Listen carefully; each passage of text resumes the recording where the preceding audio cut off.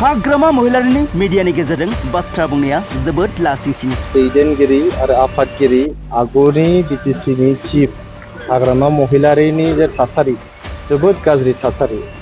बिथांनि जे मिडियायाव बुंबाय थानाय बाथ्राफोर जोबोद लासिंसिं बाथ्राफोर। सासे बारग' चिफ जालायनाबो बिथाङा कमेडियान बादि बाथ्रा बुङो। बिथाङा खनथाम चिफ जालांनायनि उनाव बिथांनि बाथ्रा बुंनायफ्रा दिनै सारा आसामावनो मिनिथाव। सासे कमेडियान बायदि बाथ्रा बिथाङा बुंगासिनो दं।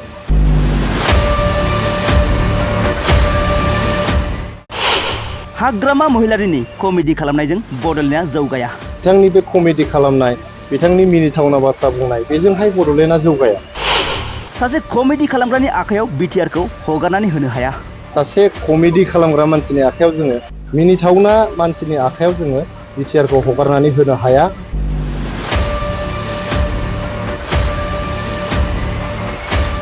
बेफोर गोख्रों बाथ्रायानो जाबाय इउपिपिएल दोलोनि गाहाय नेतारि राजु नार्जारि बिथांनि। नंगौ, बिथां राजु नार्जारिया खौरांगिरिनि गेजेरजों माखासे गोख्रों बाथ्रा बुंथिनायखौ जों नुनो मोन्दों।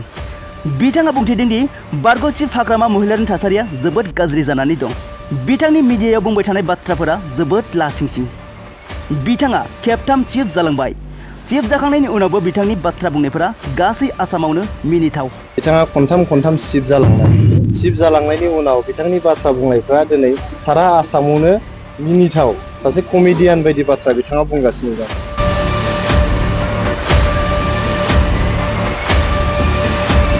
सासे कमेडियान बादि बिथाङा बाथ्रा बुङो होनना गोख्रों रावजों बाथ्रा बुंथिदों बिथां राजु नार्जारिया। आरोबाव बिथां राजु नार्जारिया बुंथिबावदों दि बिथाङा सासे दैदेनगिरि। बिथाङा बिएलटिखौ दैदेनबोनाय सासे सुबुं। बिथांनिफ्राय जों मोजां बाथ्रा खोनासंनो लुबैयो। नाथाय मोजां बाथ्रा बुङालाबानो बिथाङा हेलिकप्टार बाखि लाबोदों, हेलिकप्टाराव थाव सोनो गैया बायदि बुंनासो कमेडि खालामबाय थायो।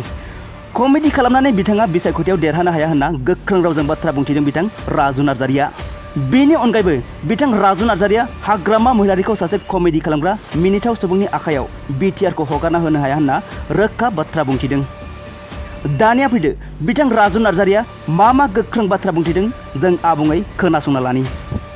दैदेनगिरि आरो आफादगिरि आगुनि बिटिसिनि चिफ हाग्रामा महिलारिनि जे थासारि जोबोद गाज्रि थासारि।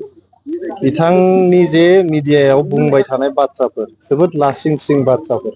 बिथाङा खनथाम चिफ जालांनायनि उनाव बिथांनि बाथ्रा बुंनायफ्रा दिनै सारा आसामावनो मिनिथाव। सासे कमेडियान बायदि बाथ्रा बिथाङा बुंगासिनो दं।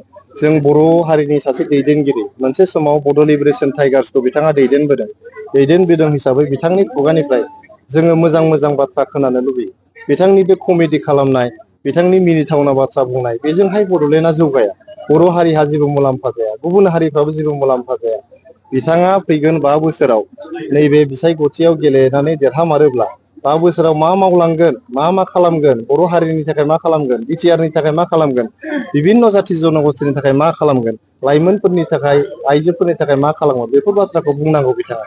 बेखौ बुङाबालानो बिथाङा हेलिकप्टार बाखियाव लाबोदों, थाव सोनो गैया हेलिकप्टार आरो माबा-माबि होननानै जे कमेडि खालामबाय थादों।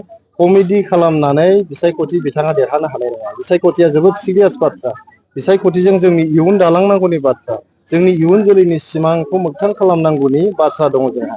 बड'लेण्ड ओनसोलखौ जोङो प्रिथिबिनि गेजेरावनो जौगासिन सारियाव लाबोनायनि मोनसे जोंहा सिमां दङ।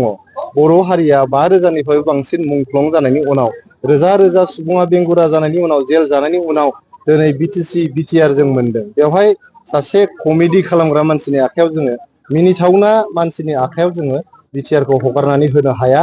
आरो बिथाङा खोन्थानानै होथों रायजोनो बिथाङा मा परिकल्पना दं, मा बिथांखि दं मावनो थाखाय। दिनैहाय जों आसामाव थांबानो जोङो गुबुन हारिजों रायलायोबा, इन्टेलेक्सुवेलजों रायलायोबा बयबो हाग्रामा महिलारि सारखौ मिनिनानैसो रायलायो। बुङो जे बिथाङा जोबोद कमेडि खालामनो हायो होनना। दा जोङो बे कमेडि खालामनायजों जोङो माखासे जेरै बार बारोबा हाद्रि बिरफानाय, खान्थाल बिलाइफ्रा बिरफानाय, साल बिलाइफ्रा बिरफानाय बायदि माखासे बिरफाग्रा मानसिफोर दङ। दा बिथांमोनखौबो आङो सिरियास जानो खावलायदों। जोङो जिहेथु दिनै बिटिआर इलेक्सना फैथारगौ, बे बिसायख'थिया फैगौ समाव 17 बोसोराव हाग्रामा महिलारिया मा मावखो बे हिसाबखौ होनांगौ।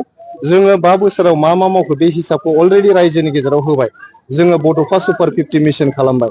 जों 3,50,000निबो बांसिन न'खरफोरनो हा राननानै होबाय। जोङो आलारि सोरांनि गेजेरजों मन्दिर गिर्जाफोराव जोङो 2 लाख रां होबाय। जों अनसाय बिथांखिनि गेजेरजों मोनफ्रोमबो समस्थियाव बोसोरसेयाव 200 आइजो फालांगिफोरनो 5,000 खरि होबाय। जोङो गियान सोरां बिथांखिनि गेजेरजों मोनफ्रोमबो समस्थियाव 200 फरायसा फरायसुलिफोरनो गरिब न'खरनि फरायसुला फरायसुलिफोरनो जों 5,000 रां माइनाव सोरां बिथांखिनि गेजेरजों सेल्फ हेल्प ग्रुपनो 75,000नि 25,000 किस्तिखौ जों होबाय। जोङो हिसाब होनो हायो जों मा मावखो। दा बिथाङा 17 बोसोराव मा मावदों बे हिसाबखौ हो। बे हिसाबखौ होआबालायनो ओरैबा ओरै माने नास्राय बायदि बेलेन्टलाबायनानै बिथाङा कमेडि खालामनानै रायजो राजानि स्क्रुटिनिफ्राय बारग'नो हाया। रायजो राजानि बिजिरनायनिफ्राय बिथाङा बारग'नो हाया।